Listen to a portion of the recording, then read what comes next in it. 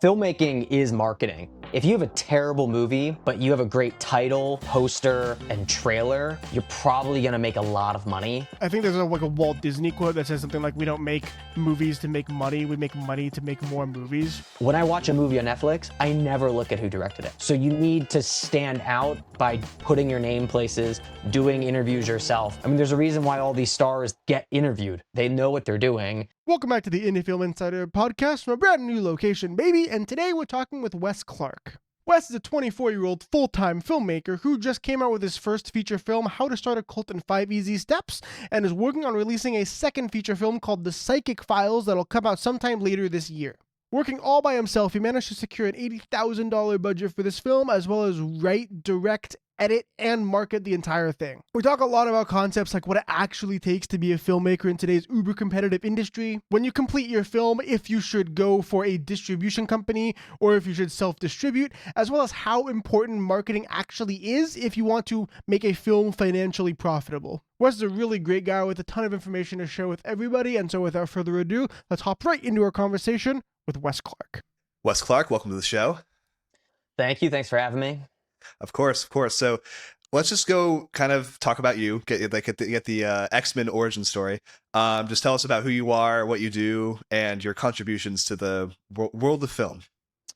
Contributions have been limited, but I'm 24. I'm a filmmaker, so filmmaker to me means writer, director, producer. I've only been at it for about 2 years now. I graduated college back in 2023. Yeah, that's right. And so I have one movie out now, How to Start a Cult in 5 Easy Steps. And then I have another one on the way this year, 2026, called The Psychic Files, and a bunch of other projects in various stages as a result of those two that are kind of in the pipeline. And then, so I believe that's the way you approached me when we were first talking, was about your feature film that you just shot. So how did you did you write the script, and did you have this idea for a long time, and then you kind of like found that the opportunity to actually make it just kind of happened upon, like it just was like, oh, and I can do it now? Or did you what did you do to like work towards the ability to start making it? Yeah, so I was in college. I thought college was a waste of time. I did not go to film school. I went to normal people school. I was a political science major, which will never be used ever, but that's okay. Good waste of money. And I wrote it in college, and I knew that going out, I'd have to actually start my real education in film. And I have a bunch of mentors who've done a bunch of really high-level stuff in the industry. And I was on the call with one of them saying, hey, I'm going to graduate in a month. Like, what should I do? What do you think? And he was very honest. He said, go raise money, learn how you do that, build a deck, build a financial plan, yada, yada, yada. Go make the movie. It's going to suck. Make it better. It's going to suck more, maybe less, who knows? And then distribute it. So he was very upfront with me. He's like, if you're going to do it, you just have to do it. And that's pretty much where it came from. Funny enough, I had the name of the script in my head way longer than the actual script. How to Start a Cult in 5 Easy Steps. I don't know why. It just grips me. I loved it from the second I thought of it. Good, go me. And then I wrote the script in about 2 weeks after I graduated, and immediately started sending it around. Yeah. Nice. And that's kind of how I work too, though. I have a list of like 10 different names on my phone of just like of movies I want to make. I don't know anything about them. I just like, oh, that's kind of a cool title. That's kind of cool. I think that one thing I found quite striking about the way that you have on your YouTube channel was that you have I think clips of the movie, like 1-minute clips that are about, it's like 12 of them or so. I don't know, like obviously that couldn't be the whole movie, right? Like there's only 12-ish clips. So what was the idea to do like, why not do like one giant clip? Like what was the idea to do like 10 or 12 different like little miniature clips? Yeah, this is a great question. So even down to the name, so you just say you have a list of titles. Filmmaking is marketing. That's what filmmaking is entirely. If you have a terrible movie, but you have a great title, poster, and trailer, you're probably going to make a lot of money. So you really need to focus on that kind of stuff. And it's something that most people, as a filmmaker, it's almost the throwaway. It's almost what people don't even care about. As it comes to those clips, what I was doing, and I haven't done it fully yet, is I released 12 of them, and actually a couple other ones that aren't about are about the film but aren't the film. And I was testing them, so we're A/B testing to see which ones perform the best, and then we'll throw marketing money behind the winners. And so there's a lot of ways you can market a movie. You can do it on Facebook, you can do it on Instagram, YouTube. Hell, you could do it on LinkedIn if you're that kind of person. Whatever you want to do, you can do it. What we found in our marketing was that if you go to YouTube and you put $1 down, which is what we did for each of them, it gives you a really good benchmark of, okay, for $1, how many people went to the website? Because you can do it as a feature of, did they click on the link? And for us, we were finding that every cent was like 10 people. Like, it's actually quite a bit. And so you end up getting thousands of clicks to the website. Now, not all of them are going to buy the movie, right, as a result of that click, but some percentage of that will. And so it is about which ones perform the best. And to that credit, some of them performed really not very well at all, like very few clicks per dollar. And some of them crushed. I mean, the clear favorites. And so we'll take those top 4 and we'll now put money behind them. We haven't yet, but that will happen this month. That's awesome. I think Owen, didn't he have a hot take in that? We were talking about hot takes before we started the podcast, but I think Owen had a hot take about the marketing for a film is more important than the actual film itself, right? That was one of your takes? Yeah. That is not a hot take. That is just a good take.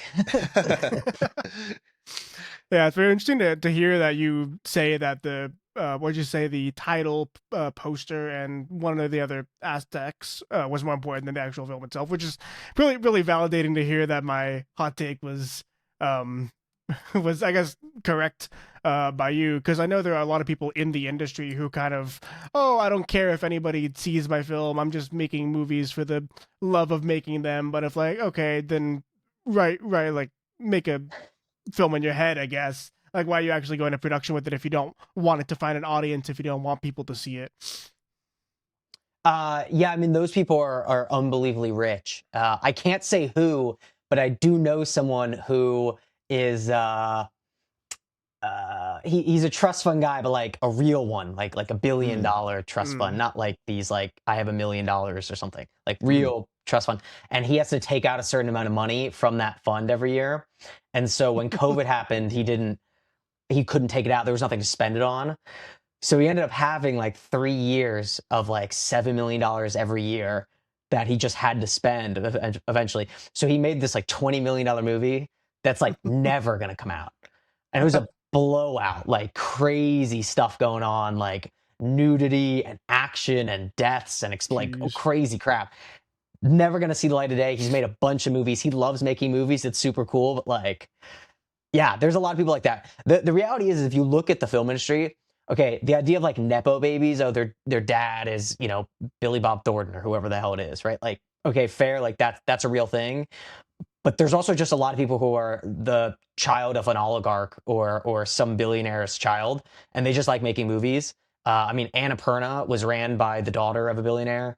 I mean, there's a bunch of examples. And so that's a real thing. Wes Anderson's movies, a lot of them have not made money, but there's one billionaire, I forget his name, who just loves his work and has funded almost all of it just because he likes Wes Anderson's work.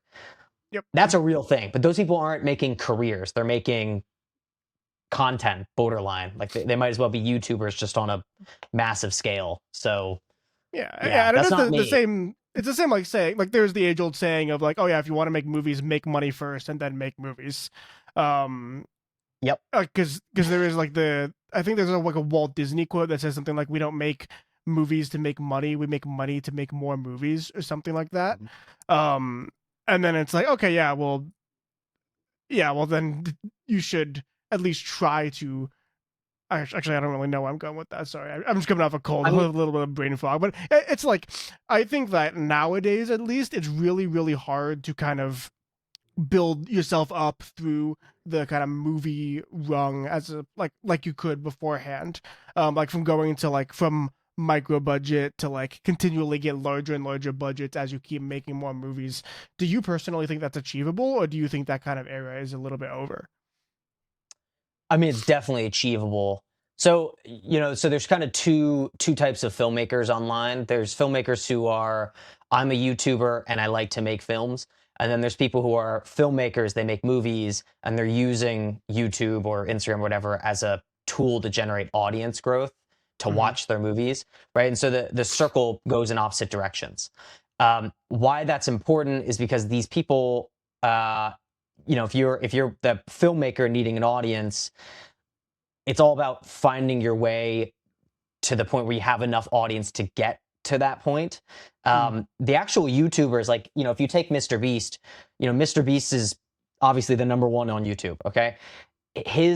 Not his show, which is now bought by Amazon. So that's different. And that there's a reason it falls into a different category, but his shows that he puts on his actual channel, they almost all lose money. He's not making money off of any of that. So it gets more views than any movie ever. But the reality is like, okay, sure, but Marvel will make one movie and make more money on that one movie than he will make in his entire career. So there, if you're actually trying to make and generate revenue for either a company or yourself or whoever it may be for, you can't rely on this like social media side. You have to rely on the old way. Now, how you get to that old way has changed. That's true. So anyone giving you advice who started their career 30 years ago is advice that you really need to cycle through your brain as, okay, obviously listen to it. This person might be at a really high level, but how do I take this information into a modern lens? Because, Mm. nowadays, and I have to deal with it too. It's why I have a YouTube channel now. I mean, I hate YouTube, quite frankly. I don't like doing this, quite frankly. But the reality is like, if you don't have a following for yourself, you probably can't get to that next level. And Yeah. so it becomes an aspect of your resume. So yes, I have one movie. I have another movie coming out next year and I have some other projects that are going to happen. Great. If I want to get to that next level, I need 100K followers on YouTube. Yeah. That's just what Yeah. it is. Yeah, and it's kind of the same thing now with like have you heard of a lot of people say how like the block or the not blockbuster, sorry, like the headlining actor is dead, how actors don't bring traffic into movie theaters or attention to movies anymore, and now it's more directors. Yeah, I mean, we've gone through periods. So, there's been cycles in throughout the studio system, right? So it used to be Mhm. the studio was the big person, then it was the star, then it was the filmmaker, then it went back to kind of the studio. We're a little bit in the studio era in my mind. If you look Oh, at, you oh my think? God, it's on Netflix, people kind of flock to Netflix. Oh, an A24 movie came out. We're Mm. really kind of in back to a studio point at this rate. But for the first time ever, it's been a bit of a mix. You have the people like Tarantino, where it's like, all right, Tarantino's next movie is out. I have to go see it because of him. And there's a couple big guys, Nolan's up there, but those are really only the very, very top. Again, I have some mentors, DJ Caruso, Dean Israelite. These guys have made $100 million movies, and you've never heard of them. You've heard of the movies they've made, but you don't know who they are. And so it just depends. Sometimes it's the IP, sometimes it's the studio. What I will say is like in the future as a filmmaker, you're really going to need to get into that sphere of a streamer, right? So whether it Yeah. be Paramount or it's Netflix or whoever it is, like you're going to want to get into Netflix's orbit and then be in their orbit and make a bunch of movies because they're the ones that are going to have all the money to make it. Their business model's really great for them. It's just from an outsider's, it ruins the industry. But it is what it Yeah. is. It definitely. And I like that's something we've talked about on the podcast before too. With just we know a lot of filmmakers like Owen and I in our area, or I guess my area because Owen moved. But in the Northern California region that are they make films and then they don't really do anything with them besides they put it into like a local festival and then they are kind of done with it. And I feel like it's kind of a waste of time if you're not going to put it on YouTube and like try to just like we have all the and we've been trying to get better at this because we've talked with multiple people who have said the same thing. Like you got to market yourself, you should build an audience, and if you're gonna make a film, you're gonna spend all this money on a film. Like it makes sense to just use it to advertise yourself because like it's yours, and you have all that footage. But yeah, I fully agree with that. And it's sad to see some people make like they spend all this time making a movie, they put it into a festival, and then they don't use that to help further their, I guess, career or their audience to um, make more in the future. So I don't know. I feel like it's very refreshing to hear someone say that, because the old way of like, you go to a festival, you get noticed by a producer who's going to give you a bunch of money. It's just not really a real thing anymore. If it ever was a real thing, I don't know, but it's not the way anymore. And I think YouTube and social media, Netflix, streaming, it's maybe an unfortunate future for some, but it is kind of opening up some opportunities for a lot of people. But that's kind of just how it is now. Yeah, so my hot take, just right off the bat, would be the festivals don't matter. Mhm. Don't be submitting to 500 festivals and spend more on your festival submissions than your actual film. Who cares? Unless you're going to get into Sundance. And here's the reality kick: is if you look at Sundance or South by Southwest, historically, 20 years ago, a lot of the films were true indie films, meaning they didn't have a massive studio behind them, and they might have a star in it, but the director would have been relatively young. Now, if it isn't backed by Disney, which is a lot of them, I think it's like 70% are from big studios, but they're independent because it's a sister company, right? So instead Yeah. of Universal, it would be like Searchlight or something. It's like, okay, Yeah. like, Yeah. great, that's still a studio film, and it's still, Robert Patterson is still the lead. So it's like, great. His rate for a movie is maybe 5 to 10 million. It's not an indie film. And so I think the reality is, like, if you're looking at a festival as a way to get to that next level, hot take, you do it if you want. I think it's a waste of money personally. I don't really submit to all that many festivals. I do about 5, maybe 10 per film that I do. And then honestly, I don't care. And I don't submit to those top ones because it's a waste of money. The reality is, like, if you want a manager or agent, which my view is you don't. I don't know why. I don't know what people imagine an agent or manager is going to do for you. I've had 3 people now like send me contracts and we've had discussions. I've never signed any of them because I just don't see the benefit. If they're going to bring me work, I don't need a contract. If you're going to bring me work, I'll give you 15%. Great. We don't need a contract. But the thing is, you're not going to do that. So I don't know how me signing over my rights, where I start a project on my own, I raise the money on my own, and I'm supposed to pay you for doing nothing. That doesn't make any sense. Uh, if you want a producer or a manager or something like that, go email them yourself. Don't wait for them to come to you. Easy peasy. A lot of them will respond, especially if you do your homework on them.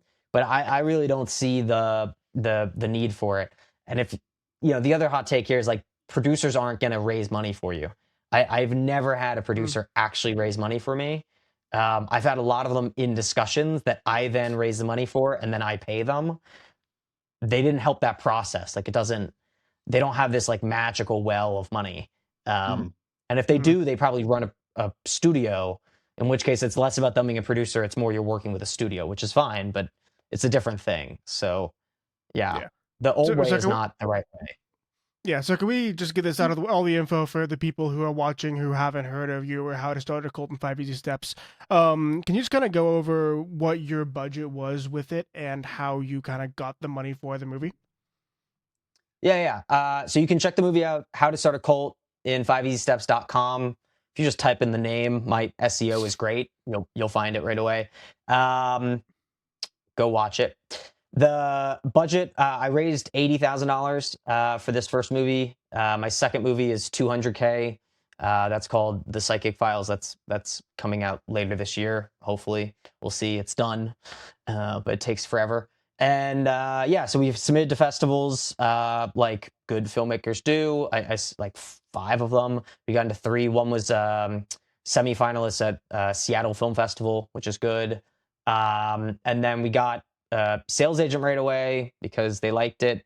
And then we got all these offers. So we got offers from a bunch of companies that I will not name in the indie space. Not the number one in my mind, because I have kind of a view of who that company is.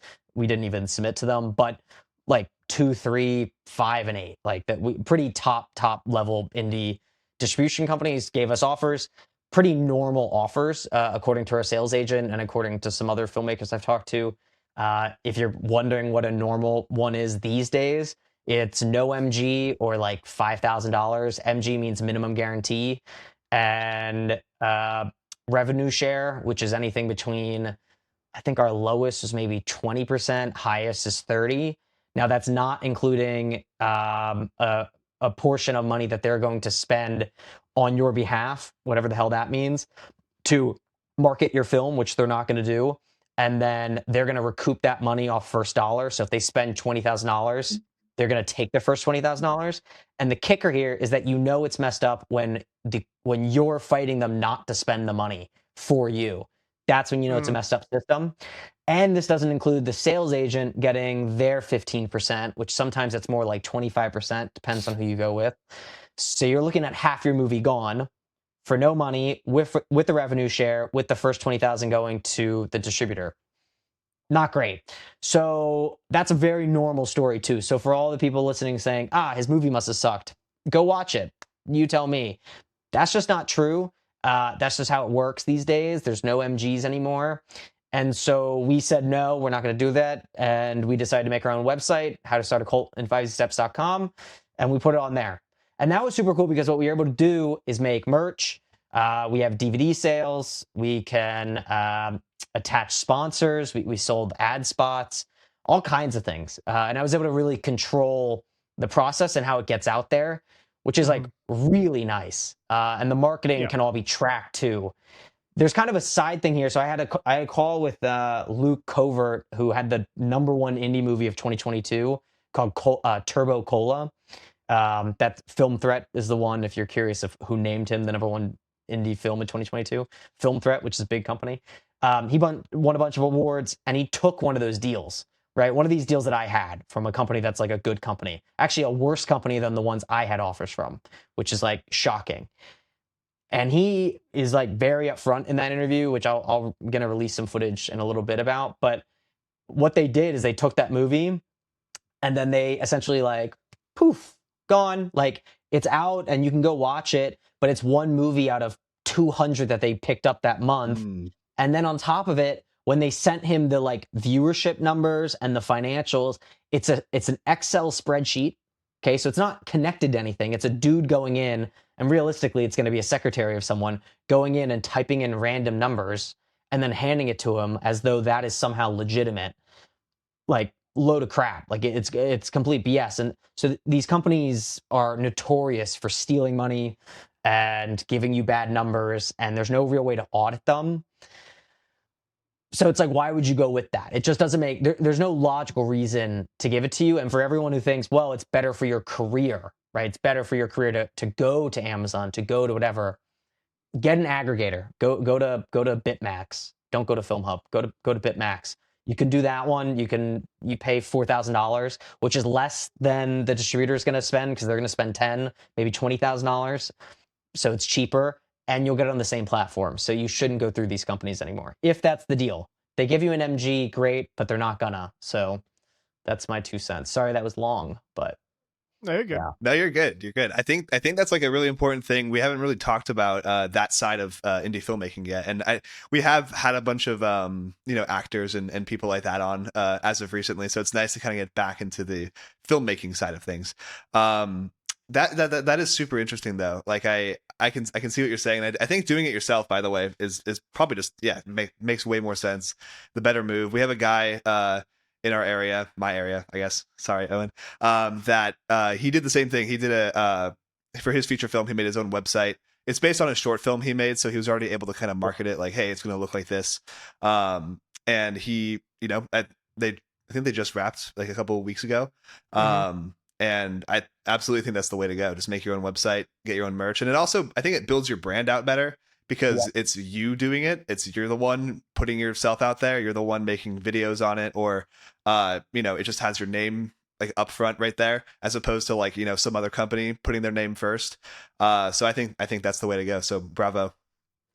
Yeah, I love what you just said as well. I mean, the compliment's great. Don't get me wrong, but I love the aspect there about the brand. I had a video that I posted today about community being like the word of 2026 and kind of what I'm focused on. I think as a filmmaker, you can go back and you can look at the first film of Scorsese, right? You can look at the first film of Nolan. You can look at any of these shorts or features that they made, and we can think, oh, how great they were. Realistically, when those movies came out, a lot of them were either complete flops, lost all their money, or was like received well but like didn't do anything. And it was only after they made Dark Knight or whatever, Raging Bull, or whatever movie they ended up going to make, that then people went back and watched. The other aspect here is when you sell your movie to a distributor. I'll put sell in air quotes, because selling when you're doing these deals is not really selling, it's really just giving. But whatever, when you give your movie to these distributors for nothing, they own it for 10 years. So Yeah. if you then go off and make a movie in 8 years, right? And hopefully within 8 years, you've either quit the industry or you're really doing well, because quite frankly, 8 years is a long time to be like really pushing through this industry to not get anywhere. When you hit on that big one that stars Chris Pratt, and now people actually know who you are and they want to see what you came from, that movie's going to get a lot of viewership and you're not going to get any of the money. So the reality is like, it might flop year one, it might flop year two, but if you bet on yourself, you want that branding, and you want to be able to control the community of people who DM me on my Instagram. Like I had 3 people today, which is great. Keep doing that, where they interact with me. Hey, I saw this, dude, super cool. Oh, I loved this. I love the costuming, whatever it is. Like, I love that. And the more I engage with them, the more likely when the Psychic Files comes out in 2026, they're probably going to watch that one. And that's a horror film. So when horror people watch that one, which is a completely different genre than dark comedy, which is a very different subsect of people who want to watch that, they're going to go back and watch my first one. And so the more work you end up doing, the more popular all your other stuff gets. And you need to be able to control that community.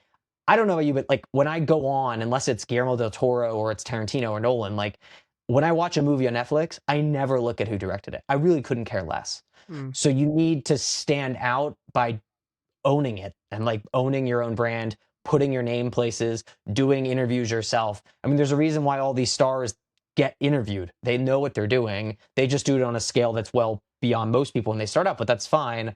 There's a whole ecosystem down here that thrives and works and whatever, as long as you seek it out. No one's going to do it for you. So I love the branding note there. That's exactly right. Yeah. And I think that the thing with people like looking back at your films is very true, because I think Owen and I didn't we try to watch Following by Christopher Nolan, and we didn't really finish it or something. Not that it was bad or anything. It's just like, for the time, no one's going to be like, oh, Christopher Nolan made that. Like if they don't have time travel, they're not in Tenet or whatever. So I think like the idea that and I also don't know, that was like wasn't that like a super low budget? It was like $8,000 or something. It was like crazy low budget. $6,000, film too, so half of it was like the film stock. Yeah, exactly. I don't know like if he made any money off of that, and I'm sure it has a lot more viewers now than it ever would have, or than it did at the time. Of course it did. Of course it does. But that's a good point too, about like just you get people, and those films are out there forever now. And if you host it on your own website, or you have your own website for it, the idea of people kind of they come in and then they see your other films, or they hear about the next film you're working on, and they get to watch that. They're going to be like you kind of get this like loyalty. Maybe not everyone who watches your film is going to be like a fan who comes back. But even if like 10% or whatever it is does, then that's going to be huge. And then having that, like, again, like I'm just kind of rambling on about the branding of that. But that's something that I think, like with what Owen and I do, we should definitely, work on for sure. I guess my next thing would be, you did say that you watched our latest film, and we can go into that. We can go into the details there. And then you checked out some of our page and stuff too. So I would ask you, like, what do you think in terms of what we've done as far as marketing goes? Where could just roast us a little bit, if you will? No, I try not to roast, filmmakers. Of course. At the end of the day, this is like a really difficult thing. I'm in the startup world as well, very minorly, but I'm also in kind of the startup world as like a separate part of my life. And the reality is, like, what we do there is we build something with a clear need for people. So it's called Golden Shield. It's a cybersecurity software for seniors. Okay. And we're like the only ones on the market.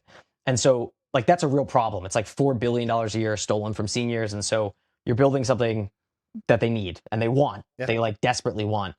When you're making films, no one asked for a bunch of random nerds to be put in pig costumes and then humiliated in a 90-minute movie. Like no one asked for How to Start a Cult in 5 Steps at all. And that's the reality. Is like anyone making films, like no one asked for it. No one really wants to see it. It's not their dream. It's your dream.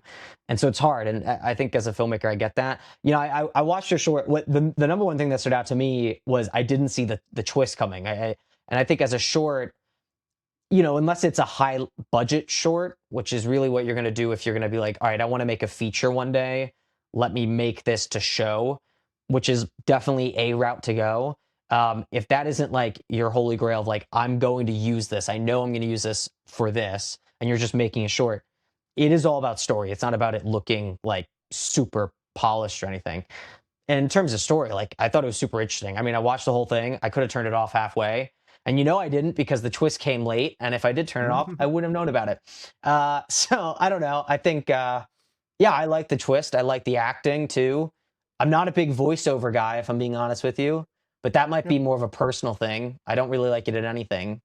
Yeah, I don't know. Do you want me to roast it more or what do we?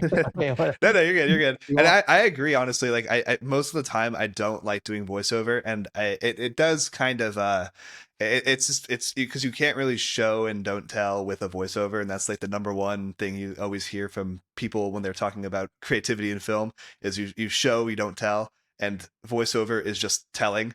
So I agree with that. I think that, like, you know, the idea was it was motivated by this character being all, you know, analytical and all that too. So there was we tried to justify it. And if I do a voiceover, I like to have a reason why. I don't want it just to be a, Yeah. okay, we'll throw a voiceover on it, but no, you don't. I mean, you don't you don't have to roast it if you don't want to. Or if who you directed it between you guys? Or was it I did the Yeah, You Jake put it- directed it. I DP'd it. Okay. Okay, yeah, I was the director, and that's how we usually do stuff. I just Yeah. usually writer, director, DP, producer. So Okay. that's our split. Who edited? It was it a mix? I think it was, yeah. I think you did more of the broad strokes, and I kind of went in and did some more of the fine tuning to it. Mm. Yeah, I would Yeah. have I would have two notes, and I only say them, and it's not really a roast. It's like something that every starting out filmmaker does, and something I course. learned on my film. So like I made two shorts before. Okay, my first short ever in college was awful. I was also in a bad place then for various reasons, but it was terrible. A second one was much better, and that got bought by a streaming service. So like that was cool, and that's what got me my movie. Essentially, was because I could show, hey, like this is what I can do. Mhm. So the first note would be, I hate when two people are sitting at a table talking. I think if you're gonna go make a short film, don't have them sit. If you're in a room filming with two people sitting at a table, it either be super quick or like very fast tempo discussion. But essentially that's it. Like we don't have the, especially on a short, you don't have the budget to make it look super clean. And you don't really have the budget for anything crazy to happen, like an explosion or something. And so you need to liven up the story with either really quick cuts or like really good movement. Because people can move, they can go pick something up, they can eat, they can whatever, but like have them on their feet, have them active and give them like an intentional action. Mm. Way better, like instantly going to make it way less boring because the second they sit, that's exactly when everyone logs off the video. No one, everyone either fast forwards or they sit and they move to something else that's shiny and Mr. Beast related. So that's the first one. The second one is, and I learned this so hard on How to Start a Cult. Like I was kicking myself in the edit just horribly. Is that you can never have enough footage, literally ever.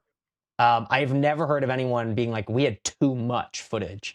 You need more. And it can be as silly as running around with the camera and getting a bunch of B-roll crap, just like super close up, overhead, whatever garbage of every random item. And like you guys had some, like when he put the cig in the cup, like there is stuff that you guys got clearly, but I can tell like there's little moments where when they're sitting at the table, how nice would it have been to have a super close up like tense on his forehead, where you can cut to it when they ask the question and he's a little uncomfortable, and we can feel uncomfortable too because it's just so jarring. Like those little extra shots that it was like we only went to it once, but it showed that you spent the time to do it. That stuff makes everything so much more elevated. And I wish I knew that like 5 years ago. I mean, I wish I knew Yeah. that for every single film I ever made, but I didn't. So Yeah, that is here we huge. And are. that's actually a really good point, because we did talk about this, and I think that was at least my number one regret from the film, is that as a DP, I didn't have enough variants and enough shots written down on the shot list to grab. Now, of course, a lot of that was because we didn't pay a ton of people within the production and we wanted to be respectful of the time and all the real world limitations. But I kind of thought that, like, okay, shot, reverse shot, that could be enough for this quick scene. The quick scene isn't that quick when you actually get to the edit room. One of the things, like the final scene, I've mentioned this before, but we thought kind of the final scene would be maybe 20-25% of the whole movie. It ended up being closer to like 40 to 45. And so their final conversation, I really, really wish I would have gotten more coverage in that, as opposed to the just shot reverse shot of the two and then some cutaways to some B-roll and montage sequences. I did help a little with that in terms of, I cut it down immensely. Like I ended up cutting out like 3 minutes of that final scene just to make it a little bit more faster paced. But yeah, like just the medium shot, medium reverse shot, it's definitely not enough. And that, I feel like that is also something you have to learn by failing at and by attempting, as opposed to just being told. I feel like this is the case with a lot of stuff within making films, is like you can get told, yeah, get a lot of coverage. You can get told, yeah, have a script supervisor. Like any of these smaller things, you're never actually going to learn the lesson until you try it and realize you need it. Yeah. 100%. That was also something that I think one thing with this film is like it is like 14-ish minutes, and I think the original cut was like somewhere around 19. And yeah, for this one it kind of has all of the things that you don't want in a short film. Like it's multiple locations, it's multiple characters. Not that you don't want those, but that it's good to, if you're going to keep it short, you don't want to overcomplicate it. So I kind of tried to like push us to like learn all of the things, because I knew that if we did it, there's going to be things that we like and things that we don't like. And I do eventually, obviously, every filmmaker wants to make a feature. We haven't done a feature yet, but we're gearing towards that. We have a few scripts in the being written right now. We already have one made actually, so that's probably gonna be the first one that we do. And I wanted just really to learn as much as I could about like, okay, what's making a feature going to be like. Of course, you can never prepare yourself to. You're not going to get the same level of, I guess, practice that you would with actually just doing the feature. And that's kind of where we're at right now. We're just like, okay, we're just going to do it. Who cares? But that is something that the most we've ever learned from our filmmaking is I would say for me at least, was this film and another film we did, which I will not. No, I'm kidding. I'll name it. It's called Old Wounds. It's about it's a similar length, and you know, that one was also kind of like a test. I wouldn't say it's a test for a feature, but I didn't have that same intention going into it. I won't lie. I thought it was going to be a masterpiece, but it was a very hard learning experience. And I think that, like what Owen was saying, is that you kind of you learn by unfortunately failing, and that's where we're at now. I mean, if you want to talk about failing, like, I mean, okay, so technically, all right, How to Start a Cult in 5 Steps is not my first movie, like full-length movie. I technically made a different one called Gap Year with zero money whatsoever, on college campus with college students filming with no crew. I was the crew. So I did the boom polling, the cinematography, the directing, the writing, the editing, the music, everything. I did everything. Not the acting. I did nothing acting wise. And I did that over a whole year, and I got college credit for it because I was smart and I was like, one less class, why not? And yeah, I mean, it was awful, like truly terrible, but it was 85 minutes. It did tell a real story. Like it did have beginning, middle, end. The writing wasn't that bad. It just audio was terrible and music was terrible and everything else was terrible. But the reality is like, the first scene I ever did versus the very last scene I ever did, the last one was 20 times better. I mean, just right. Still not amazing because I still didn't really learn all of the skills I needed to because I didn't actually focus on the directing because I was focusing on boom and focus pulling and all the other crap. But like it got me to the point where I could make a short where I was only directing and I could focus on it. And then you gotta get there. So I don't know. My view is like, go do it. I think that anyone can do it. The problem is, it's not really a problem. It's a great thing for the industry. But the problem is like, if you're starting out, it feels super overwhelming these days because you go out and you look at these guys who are YouTubers or whatever, and their stuff looks great. And you're like, dude, I can't do that. Like, there's no way for me to do that. And it's true. Like, it used to be super difficult, super expensive to get a 32 millimeter camera and go out and film anything. Now you have it on your phone that everyone has a phone and you can edit on DaVinci for free and you can do music, like everything's free now. And so the bar to get somewhere, the bar to like rise so much higher, like unbelievably higher that it feels almost overwhelming to start. But again, I think you just say fuck it and you don't pay attention to any of it. And I think you just go do it. And if it sucks, it sucks. But like, you're not going to get to number 2 without doing a number 1. I don't know. Like, that's what it is. Yeah, exactly. And that's also something that Jake, I think, I mean, I'm not going to totally speak for him, but that's something that you're kind of struggling with a little bit right now in the sense of like you have your first feature film script and it's something that you kind of don't really want to do because you're like, oh, the first feature film we do is going to be trash. Do you want to talk a little bit about that, about how you feel about that? Yeah, I mean, it's not like it's some kind of crazy sentimental emotional story to me or anything. It's called Beware of Doug, and little joke on the Beware of Dog signs that you see in people's back on their fences in for their backyards or whatever. And I think I came up with that name before I came up with the story also. So similar coincidence. But yeah, it's the first feature I wrote. So as a filmmaker, there's some attachment there. And I know that like when we make it, it's going to have flaws. It's also going to have a lot of things. And I do agree, like, fuck it, we should just do it. But I don't know. I'm also afraid of like, ruining some stuff that I have in my head a certain way, which I actually think most of the stuff I'm concerned about now, though, we have a pretty good understanding of like what we can do better and what we can actually do to like, solve these problems and whatnot. But that is something I do think about. I'm not going to let it hold me back though.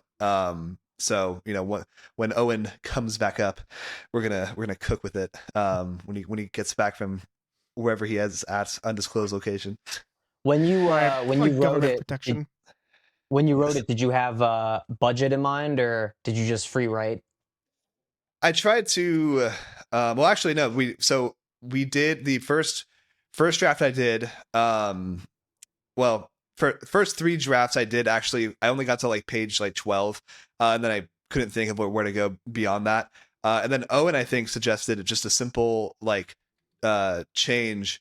And then I did that change. And then, so now most of the film takes place in like a rehab center. And then we're like, wait a second, what if we go from a rehab center to like this? And so then that next thing, which actually would save the budget by quite a bit, is now like the main, and that actually drove me to make even more of the story. So now I'm like, instead of getting to page 12, I would get to like page like 70 plus or something.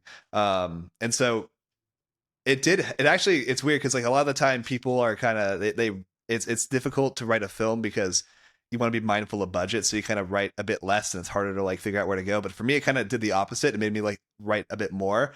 But now I'm kind of at the point when I'm editing it, like going back through and like changing things around. I'm like, should I think about that? Should I not think about that? I think maybe I should just do what feels right for now and then worry about that later.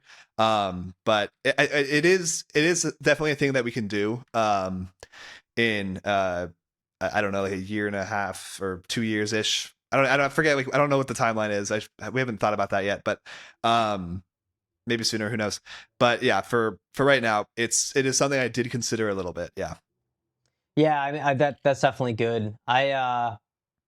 it's like this is what I do for a living. Like I don't have a job otherwise. I just Mm. make films, which is great. And yeah, I mean the weird thing is like I write a lot. So I think in 2025 I probably wrote more than 15, less than 20 features. But like that's like a normal year. Like that's like not too many. And there's like 8 drafts per each of those. Maybe a Mhm. few, maybe less for some of them. But like there's like a lot of drafts. The biggest thing for me is like I always write, and I think everyone should. You always write location wise what you have access to, but budget wise not. And like that matters. Like if it's going to be your Mhm. first movie, I knew I had access to the film How to Start a Cult's filmed at my mother's house. So I knew that she had a barn and I knew I could use that barn. And so like that was where almost everything happened. And but then otherwise I didn't think about budget. So it was like Mhm. there could be a car chase, there could be this, there could be this. And then only after it was done, polished, 5 edits in, did I then go, okay, that's a director mindset, writer mindset over here.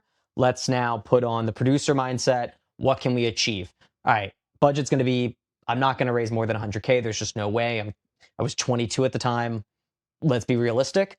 So then I was like, okay, we need to take out this, this, this, this, and this. All right, let's go back to the creative. Here are the notes I just gave myself that someone else gave me. Ah, crap! I loved all those scenes, and then you had to go through again. It's kind of debilitating as is when you're starting out to write something so big and to keep it all kind of connected in your head. And that's even without then going another step of like, oh shit, we have to be realistic. Like we're gonna film this. Um, and I don't know. I don't think it's helpful for people to write things that they're not gonna film when they start out. Now I'm writing things that are like $20 million budgets. But the difference is like I'm with a producer who does that. Like he's at it, like it's a studio. So that's a different thing. But I would never have written that a year ago, quite frankly. I wouldn't have written that a year ago. So I don't know. When you're starting out, I try not to focus on budget. You have to eventually, but I don't do it. So I was just curious. It's a Yeah, yeah. Yeah. that's a good question. Often. And yeah, I agree. I think write what you do have access to, because if you write, let's say, 5 feature films or 20 short films or whatever, and you get to the locations and everything pretty easily, and you have like most of the props and whatnot, and all the actors are local, and they're gonna want to help out. um if you do that versus like you write a bunch of stuff that you can't do, and then okay, I want to make a movie this summer, and they're like, oh cool, what do you have? And you're like, oh well, not this summer, next summer. It's going to be like, you're going to have to like wait on it for so much longer. Yeah. Mhm. So no, that is a good question. And I do, most of the films that I'm writing right now, I think are achievable, but I think it's like achievable. The thing right now is I do want to make more that I could just do like whenever. And Mm. I do have like 1 or 2, I think that I have one that I can do probably after I do like it would be like a second feature kind of a thing. And then I have one that is like yeah, it's like it's not even really worried about writing it. I just have like the first 10 pages out, and I have like a bunch of notes on like concepts, but it's sort of like a out there thing that I'm like just gonna have for the future me to write. But no, good question. Yeah. How many Yeah. other hats did you wear besides directing on the How to Start a Cult? That's a good question. I wrote it. I directed it. I I produced it. We had a producer. I produced it. Fuck that guy. Allegedly, that's what I always like to say after I say anything. Allegedly, fuck that Um, guy. yeah, fuck that guy. Allegedly. Editor. I did the music. Uh, casting, location scouting. I mean, pretty much anything that I can't hire out easily for, or like that I could do. Mhm. It's like you could get a props master, or you could not, and I didn't. Yeah, I mean, honestly, a lot of things. But the other thing I learned too is like, especially when you're gonna go sell, like you want to make it seem like the budget of that film is as big as possible. There's this weird mentality where the price of what it costs to make the movie is what the movie's worth. That doesn't Yeah. make any sense. That's like a company raising $1 million to like build the company and then being like, yeah, the company's worth $1 million. Who would invest? Like the movie's done, right? Like it can't be 1-to-1. That doesn't make any sense. So it needs to be, you make it for this price and you make that price. That's the only way that any of this stuff works. So in order to make that budget kind of feel bigger, my credits have all of my friends in all of these roles. So we have a prop master, a wardrobe, an editor, a musician, a whatever. They are either my girlfriend or my best friends, which like is fine. Like, I don't know. And it will be true on my next movie as well. And probably forever. Like, probably all of my movies will have all of their names in it, because you can never have enough people on your crew until a union comes around and tells me I can't do it anymore. I plan to keep doing it. But yeah, you want to round those out. But I did everything. I think the most helpful, honestly, in terms of like skills you should learn if you're going to direct, are writing and editing. Those two are like huge. The editing in particular, like, if you know that you're going to edit it, when you're directing, it's a very different thing. Because what happens is I will write the script, get it polished, whatever. I'll do the shot list. I'll storyboard every single frame of it. And then I won't look at it on set. I'll just memorize it. You know, that's your job, right? Your job is to come prepared. So you memorize every shot, every angle, all the lens, everything. And then when you're there, you know, when my cinematographer David Newberg comes up to me and says, "Hey, we need to move on," or "Hey, we need this extra shot," I can say, "No, because I'm going to do this, then that, and then back to the A." You know, I'm able to be like, "No, I'm editing. I know what it looks like already based on what I storyboarded, and I know it's right." Um, you know, maybe minus 1 or 2 moments where he might have been right, but we don't tell him that. For the most part, like, that's a big skill. So if you're gonna direct, especially young, learn to write and learn to edit. Editing, yeah, honestly, not enough directors editing. I don't know why. I think that's the right decision though. Yeah, that's really interesting to me, because my main thing is like I'm a DP mostly, and I also like my day job for a while was editing, like editing for social media, for YouTube stuff, and like I definitely think editing is something that everyone on set, for the most part, should know how to do. If at very big, like at an introductory level at least. I I think we are kind of at a point where if you want to at some point be a director, you have to know how to edit, at least to start out making a movie. The fact that there are some directors that have never been in an editing program like boggles my mind. Like I can actually never understand how they could get through. I mean, obviously I know how, but like starting out their career without having edited their own movies is just like kind of crazy to me. Yeah, but like those people aren't going to get anywhere. You know, so it's like people who go to Harvard. I don't know if you know anyone who goes to Harvard. I know a couple. They're not that bright, in my view. Like they're not that smart. They're not smarter than like they're maybe smarter than the average person. That's probably not true. The average person is not very bright, but they're, you know, they're not brighter than any other bright people. You know, when you look at their acceptance rate of like 4%, okay, everyone knows Harvard. Even people not in the U.S. know Harvard, and so they all apply because they're like, maybe I can get into Harvard, but they don't have the GPA, they don't have the SAT score, they don't have whatever. So if you're that kid who has the SAT score and has the GPA, your percentage is not 4. Your percentage is maybe 50.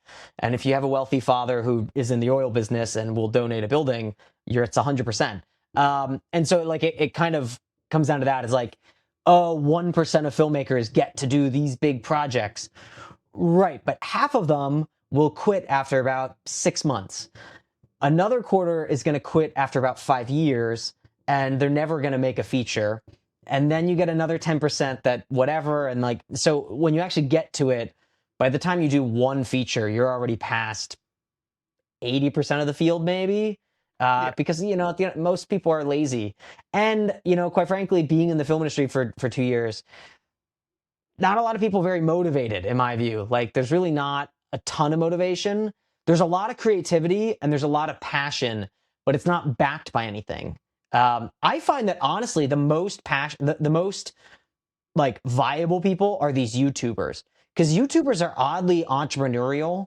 So when I talk to those guys understand like business. Like they understand, okay, like I need a certain amount of money to make this film. Here's the marketing aspect of it. Here's why I need this thumbnail. Like it's a completely different mindset, and they're not really after the same thing, at least a lot of them. But those guys are serious. Like those guys really, really want it. I don't think the people going out for like traditional mainstream film as much, like I don't run into it as much, are that serious. Even some people who are pretty successful, it feels a little bit like they randomly stumbled into it, which is kind of disturbing, but whatever. I don't know. Yeah. Yeah, that number is kind of the same reason. I think it's like if you upload 7 episodes of a podcast, you're in like the top 10%. And if you upload Yep. like 21 podcasts or 21 episodes, you're in like the top 1% or something. It's just like the like what consistency and discipline will do for you in any of these creative industries is like that is the one thing that actually like makes you, as opposed to like you could be like as talented as you want, but if you make one movie and then decide you want to do something else, then obviously you're not going to make it in the industry. Yeah, I mean, 100%. And I will say, you know, you want a really hot button a little thing here. Oh, let's hear it. You know, if you're one of these guys who's out there like smoking a bunch of weed on Friday nights, I have a real tough time believing you're going to get to be Christopher Nolan ever. I really have a hard time. It's the same if you're going out like drinking or partying a lot. It's possible. It's more likely you're an actor who can make that work. But if you're going to be a director or writer or something, I don't know a single writer director that has any kind of intake other than maybe Adderall or like caffeine drinks. That's Cocaine, maybe probably. it. Yeah, that's a little old, but yeah, I mean, honestly, cocaine too. But like all of them work all the time. I was an assistant, a creative assistant to Dean Israelite. He did Power Rangers for like $110 million, whatever the hell it was. Project Almanac, one of my favorite movies of all time. Great guy, like sweetest guy ever. Love him to death. He's been so kind to me, honestly. But like I've had access to his deck and like I know all the projects he's on. He's on 8 projects at any given time, and they're all like 40 to $200 million each. And so the reality is like half of them will never happen. And he's still constantly doing rewrites and works and whatever, meeting this person for things that might not even happen. And not even might not, like they're almost guaranteed not to happen. One of the 8 will happen in the next 2 years, but that's fine because it'll pay him enough money to live in, you know, LA, right? So yeah, I mean, you just have to constantly be working. I mean, all the time. Uh, and you know, when you first start out, you don't have 8 projects to work on, but I'm year 2 and I probably have 10. So you know, you get there eventually. It doesn't take that much time, but you do need to work for it. And you know, honestly, if you're the type of person to be able to do it, you're probably the type of person who could have been like a doctor or a lawyer, but you just didn't want to do that because those people also work really hard, but their job sucks. I mean, I don't know. My girlfriend's becoming a lawyer. It's a terrible job. I don't know who wants to do this, but good for her. I don't know. Yeah. Yeah. Exactly. Well, no, I think I agree with that, and I think that, as I was saying, the people I know around here, it kind of pains me to see them that they're very passionate about film. They love film. They love like the independent film, and they love all that stuff, and they love the artistry of it. But it sucks because they're just not quite you know, doing it. I guess they're making one movie every couple of years, and they don't do anything with it, and it's sad to see. And you know, I know we have some people who listen to this who are you know, they know us personally, and I'm not trying to say that I'm not trying to brag here, but I do think that like what Owen and I do, not that we're some crazy like prolific filmmakers, but I think that in our area we have made you know, a couple films in the last, I don't even know how many films we've made at this point, but of all the like it's not even that much, but it is like probably the most I've seen of anyone who lives in our area. Like we are more prolific in that regard. Not that, again, like I said, we don't make like a lot of movies, but it's interesting to see that like even though we don't make a lot, we're still doing better. I guess better's, I don't know, that's subjective, but we're making more movies faster, and you know, that's hopefully going to lead us somewhere. But yeah, I agree. It's a bit disturbing, and it kind of pains me to see people who just are in the industry somehow. It's not surprising. Like you know, to be honest with you, and everyone always asks this, like when I went to college, I did really well in school. I always did really well in school. And everyone would always say, like, why would you go into film? Like, it's a terrible industry. And it is one of the worst industries. I mean, surely it is an awful industry. I know that for sure. It's sketchy. The math never adds up straight. Never. No one is really like proficient in really anything other than film, which is great. Like those people are super passionate and they're really great at what they do. But like that's kind of it usually, at least for the most part of people I've met. But at the same time, it's like it's a challenge, and I kind of like that. But I think a lot of people are just unwilling to do that challenge, and that's okay. Like that's natural. If everyone was able to do it, like it wouldn't be so hard. So there's like a reason, and so I don't know if you're the type of person to go out there and make a movie, you're like the type of person who can succeed. But if you're not, all right, like that's it. Like that's the litmus test, right? It's just will you do it? Stay Yeah. tuned, right? And if it's stay tuned for 5 years, that's kind of it. Just I don't really talk to those people, and I have a lot of those people in my DMs, like who then will like not like they'll like ask to meet me to ask questions or whatever, like advice, which is wild that they're asking a 24-year-old for advice, but that's fine. Um, whatever. But they, then they won't even show up for the meeting. Like, like Yeah. crazy shit. I'm like, all right, like, dude, not worth my time, not worth your time. Like, go do something else. There's a lot of jobs out there. Go do them. Like, it's just a reality. It's a tough enough industry where I try to be as honest as possible with people because it is not helpful to anyone for me to go out there or anyone to go out there and be like, it's accomplishable. I think the borderline should be it's not accomplishable unless you make it accomplishable.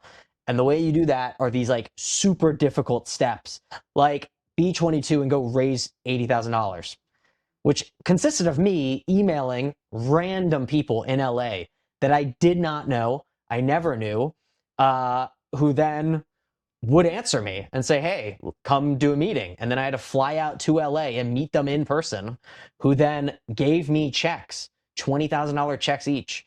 And then I went to make a movie. Like, that's a bizarre thing to do.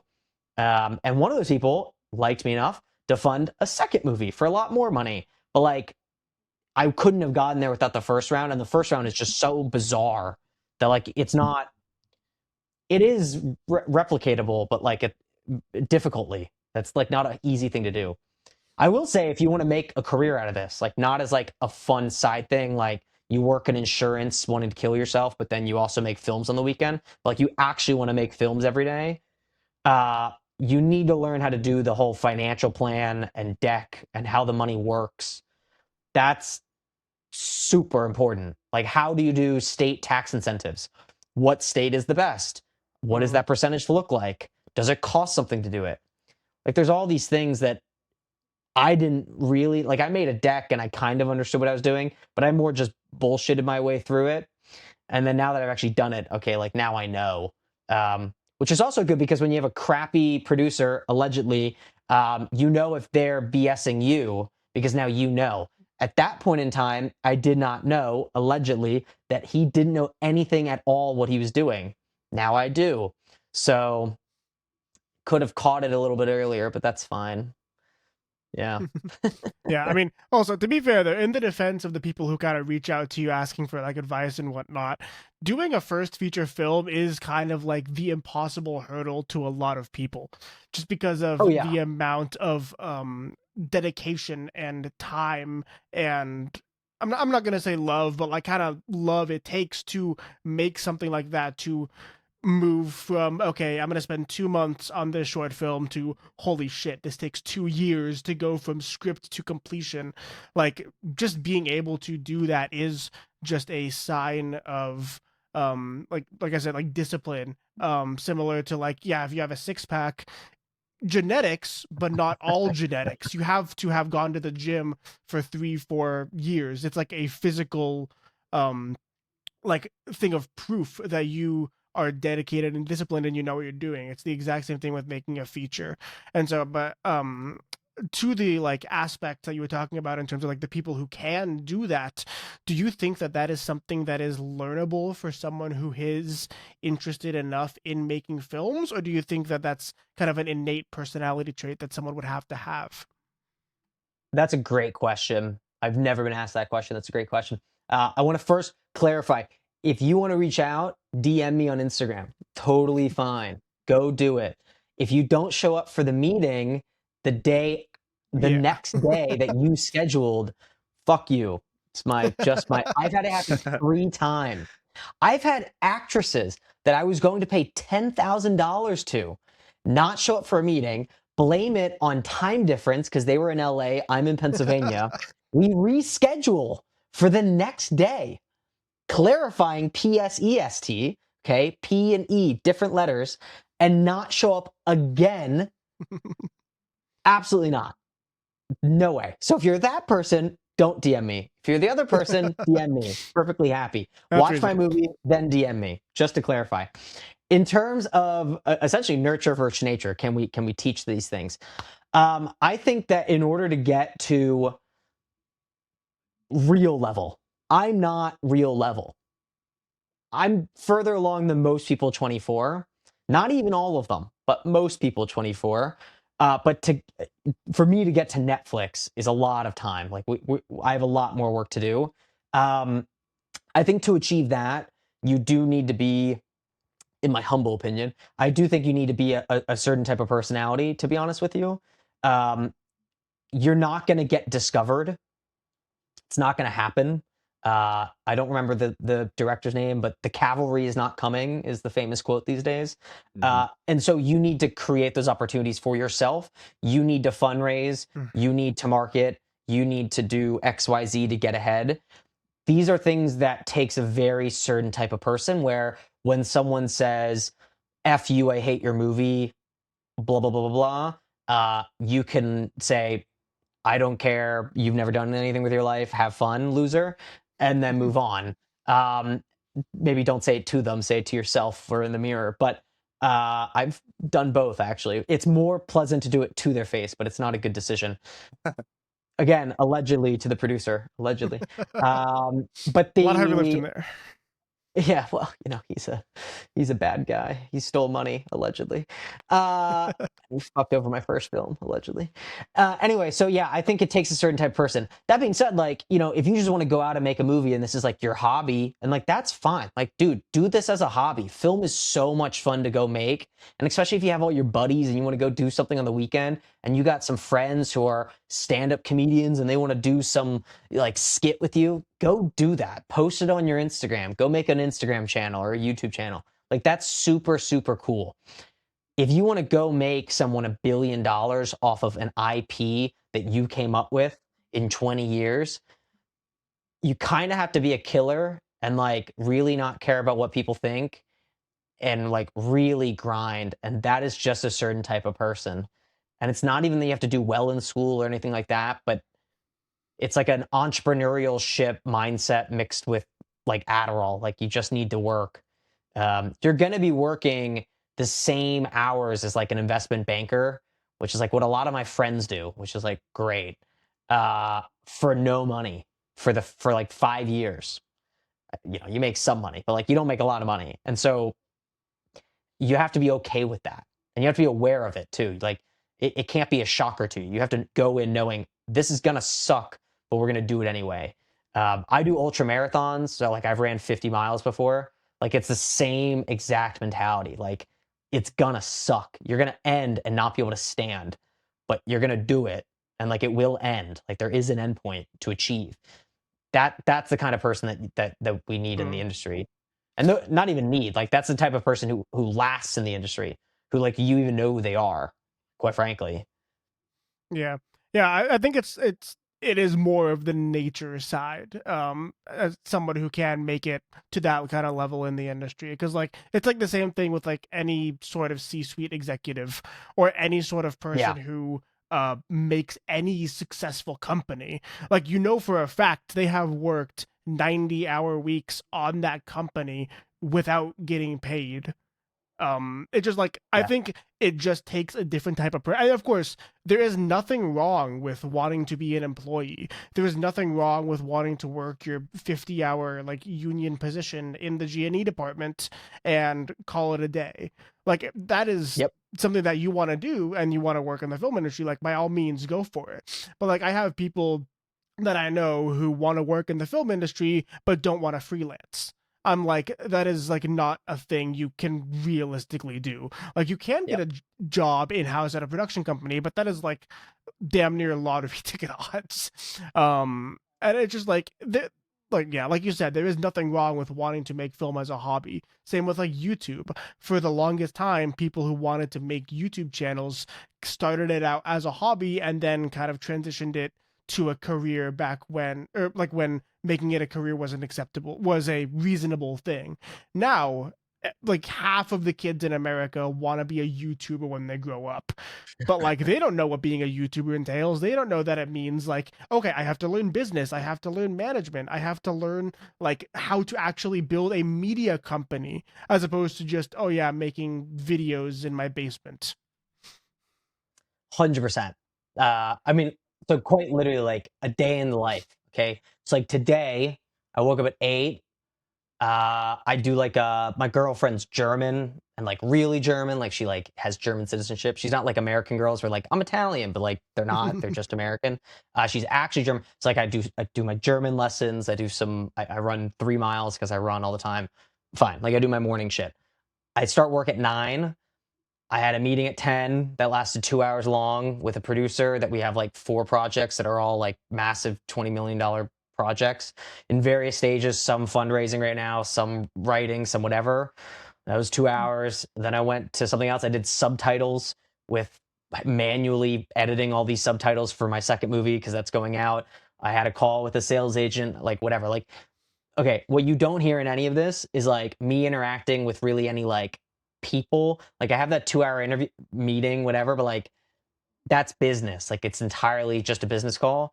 Otherwise, I'm in my apartment alone, not doing anything, like just hanging out, writing alone, brainstorming concepts alone. I wrote 10 pages of script today. Like it's just a lot of random stuff across multiple projects that I have to keep in my head of like when they're going to happen, what the timelines are. I think I'm going to be filming in April. Okay, let's clear the schedule. What does that look like? Like you really do need to have your head kind of wrapped around everything. And so I think there's a real romanticism about these lifestyles that people don't understand at all. Like you're not surrounded by famous A-list actors every day. It's just not true. You're not having caviar with them in the back every day. You have that when you're shooting. You know, you go and shoot a movie, great, but that's lasting, you know, in the indie world a month, in the real world 3 to 6. And so, like, great, but then if you're on one of those ones that's 6 months, you're not filming anything for another year and a half at least. And in this industry these days, it's probably more like 2 years. So I don't know. It's a lonely game, and like it's a lot of work too that no one keeps you accounted for. There's no teachers here to tell me that I didn't do my homework. So if you don't do it, you don't get ahead. And there's someone out there who's doing it, like me. There's someone who's doing more than me, and like good for that guy. He's probably further ahead than me, and that's cool. But like I need to catch up to that guy. So I don't know. It really is a mentality thing of can you keep yourself on track? Are you okay with not being around people 24/7? It's not a very social industry unless you're like, if you're the guy who holds the light, and that's not to diminish them. I love Hugh. That's my lighting guy. Fucking love Hugh. Great guy. But like, if you're the lighting guy, you're on set every day. That's your job. Writers, directors, producers, you're not on set very much. It's just not, there's no way. I yeah, it's just not actually your job. Your job is everything else other than that, which is a lot of managing random crap that really don't matter, but they do. Because if they don't happen, the movie doesn't happen. So yeah, Ha- it's a fun Have you ever lifestyle. have you ever thought about either giving up or pivoting, like to a different This is a industry? great question. I have a 26 rule, and if you want to steal this, if you're in college, steal it. I gave myself till 26 to see if I can make a real career out of this. So I'm currently 24. My birthday's in May, so I have about a year and a half to see, and then I'll reevaluate. And I wrote this down, and I was like very clear with myself of okay, give it your all, don't do anything else, like just film, okay? Every day, day in, day out, don't miss a day. You know, Michael Phelps always said he never took a day off because every day he missed, he had to do 2 days to catch up to that day. I agree. Film is the exact same thing, except for Christmas, because my girlfriend would literally slit my throat if I missed Christmas. So other than that day, I work every day. Um, that matters because, quite frankly, there's kind of two ways you get into the industry, which is either you go and you work at a production company, like you said, which is a like good luck, go get those jobs if you can, fantastic. You go and you work at that production company for 10, 15, maybe 20 years, and then you have the experience where you can pop into the industry with like a $5 to $10 million movie, which means it's going to come out much better received, and you might really jumpstart a career that's like very fast from there. But like you're forgetting that you just spent 15 years of your life, and like those are real years. Like I know when you read in a book, oh, it was 15 years. That's a long time. Like people get married and have kids, and people get cancer and die in that time. Like that's a long time. It's a whole lifetime. I was not willing to do that. The second option is you go and you make something for almost nothing, and it's gonna kind of suck. But if you can make something that kind of doesn't suck for that money, all right, you're in a good place. And then you can make something for a little bit more, and then that one's going to look even better. And now you might be able to do it. But it's way higher risk, but you're going to find out a hell of a lot sooner. Because if that first one sucks, you're not making another movie. If you lose people all of their money, you're pretty much not likely to make another, but it's possible. I've seen it happen, so it is possible, but it's not a great outcome. And so I don't know. That's my view, is like go and do it. And then at 26, I'll reevaluate. And reevaluating for me is, I think in America, we have a real willingness to take risk, but also a real willingness to pivot. Like there's a lot of Americans who get to 40 and they start a company, which is like a wild thing to do. I have a lot of family and friends in Europe. In Europe, they can't raise money. Okay, they can't. I have a friend who just raised, I think it was like $1.2 million for his startup.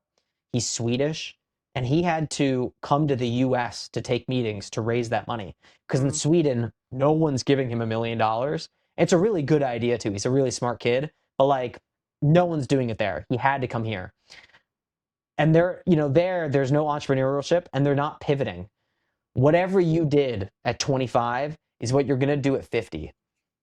I don't see it that way. I think that you get to 26, you get to 30, whatever it's going to be. If it's not working out, or God forbid the industry becomes all vertical shorts, which I would literally rather slit my throat myself, I'm not interested, and I'm going to go be whatever I be, whatever that may be. So it's definitely a possibility. And I'll get to 26 and we'll reevaluate. And yes, I have 2 films now. That doesn't mean anything. Like I can't stress that enough. It doesn't happen overnight.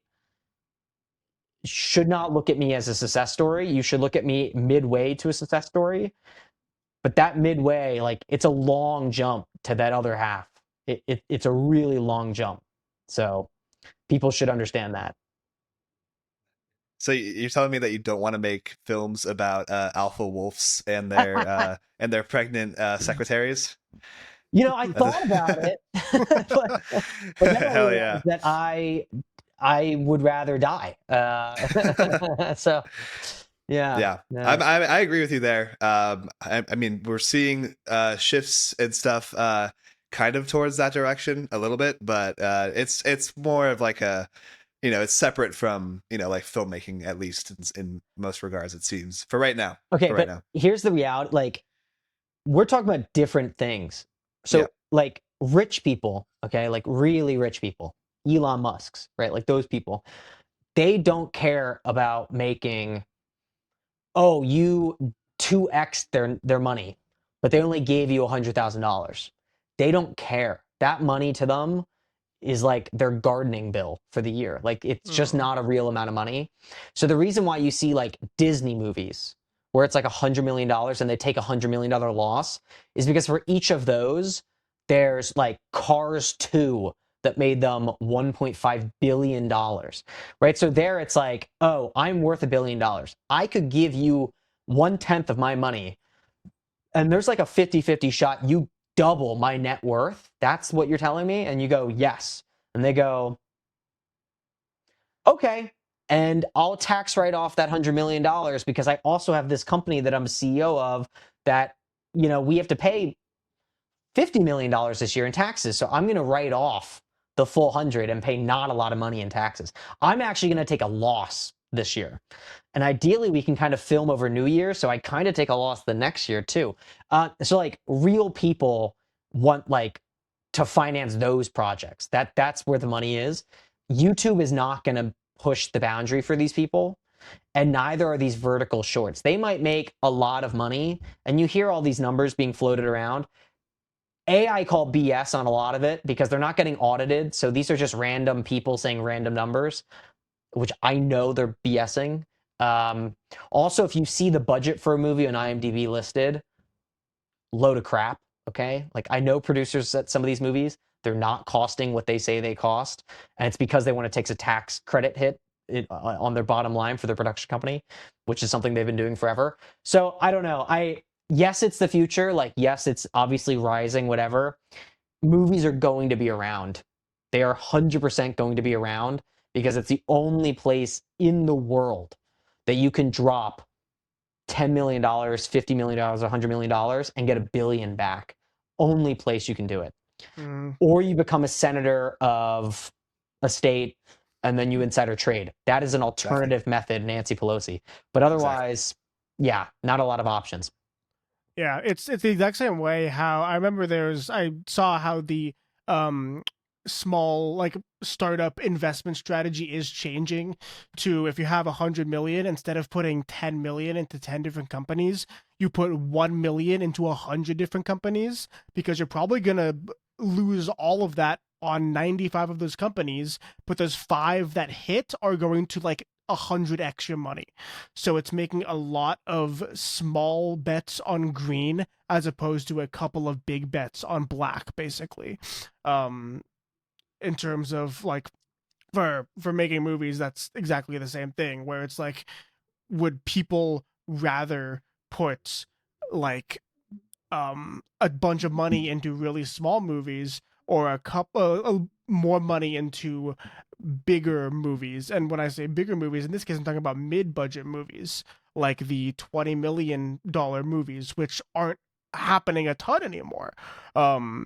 Which is one of the interesting things. It's like the mid-budget movie is kind of going away because people would rather try to hit their 20x's on the A24 like $2 million movies, or get their, I'm not going to say guarantee, because obviously a lot of the like $75 million movies have flopped, but it is significantly more likely to at least get some sort of money back, or like you said, you get to write off a shit ton of it on the taxes.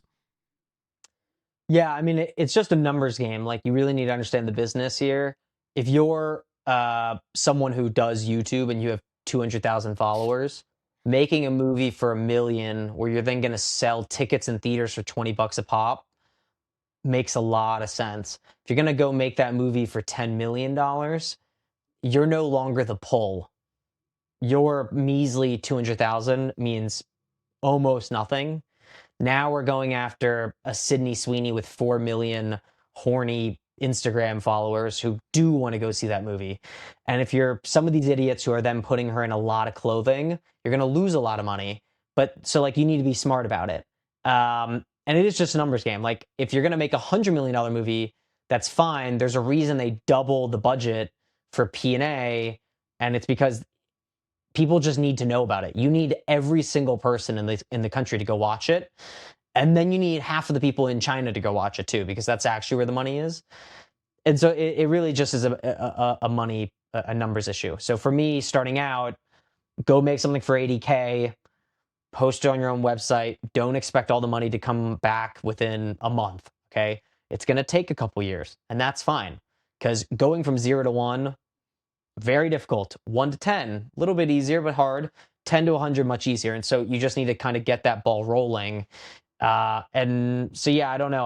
I do think every film can be financially successful at some budget, whether that budget is 0 or $100 million. It's just being really smart about what the real budget is. And not forgetting about marketing, which is what a lot of these idiots do. If you're forgetting about marketing, you're screwed. But I don't know. you should look. Everyone should always look at the studios. I hate to say it, but they are right. Like they do it at such a high level that you couldn't even possibly comprehend. So, Yep. when they're spending double the money on the marketing, you better be spending double the money on the marketing. Like that's the answer. And I didn't get that when I did my first one, but I surely do now. Like it's definitely in the deck now. So, do you sell ad space? Do you sell an ad placement right at the beginning of the movie, for $5,000? Hey, we're gonna get 1 million people to watch this movie. We'll just put you right in there, baked in. It's there for life, right? $5,000, $10,000. Well, guess what? If you're making a movie for $100,000, a nice 5K paycheck from a company, it's a lot fewer people who need to watch that movie now. It's really nice. So I don't know. You just got to get smart with it. You got to get creative and yeah, be entrepreneurial. I mean, that's kind of the bottom line here. Yeah, absolutely. Exactly. Yeah, well, that we've been talking for a little bit, and that seems like a perfect place to end it to me. Wes, thank you so much for coming on. If anybody, once again, wants to find you, wants to find your work, wants to find your first or your next film, where can they do that?